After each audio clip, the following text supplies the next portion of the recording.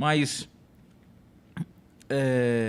às vezes eu fico me perguntando, na minha cabeça, o pessoal fala, é o rei da música popular brasileira, Roberto Carlos. Você acha que Roberto Carlos realmente é o rei da música popular brasileira? A cultura que elege Roberto Carlos como o rei da música brasileira é por um simples fato. Primeiro, ele foi o cara que fez a música popular, o rock daquela época, as baladas românticas estourarem nas rádios.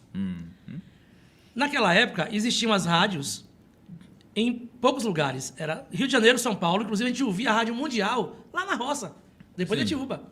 Só que a Mundial só pegava lá a partir de 6 da tarde. Que é quando diminuiu os quilos, mas aí os raios solares não matam os kilowatts. Né? E aí conseguia chegar lá na roça. E a gente escutava a Rádio Mundial. E só escutava Roberto Carlos. Não escutava, por exemplo, cantores como Tim Maia. E durante um bom tempo, o Roupa Nova já fazia sucesso nas rádios AM. E a gente não escutava na Rádio Mundial. Por quê? Porque existiam os castles no Rio de Janeiro que separavam. Você tinha o músico que ele era da balada. Então, quem era da balada?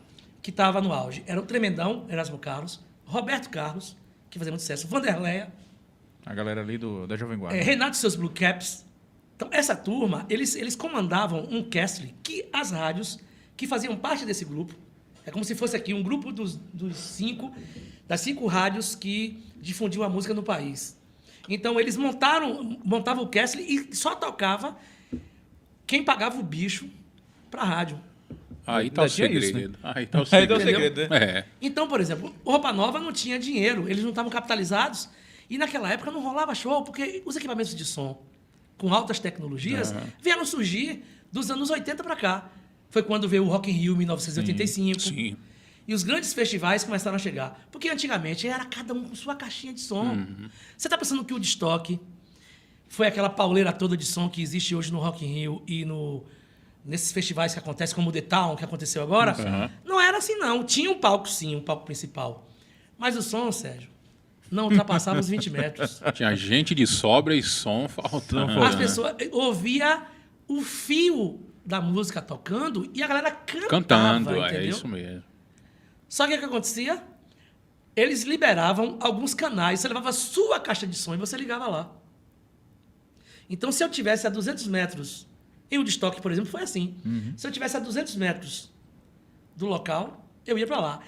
E o Woodstock teve um diferencial, que lá eles usaram a mesma tecnologia de transmissão sem fio de rádio. E aí, criaram um canal do Woodstock. Você ouvia as bandas, se você tivesse a 500 metros de distância do palco, você ouvia no rádio. Que massa. Legal.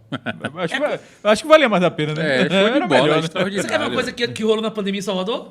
O cinema drive-thru. Sim. Você entrava com seu carro, com a sua pipoca, pagava o ingresso, e aí, quando você entregava o dinheiro pro cara, o cara te dava uma senha, uma sintonia que você digitava no rádio do seu carro.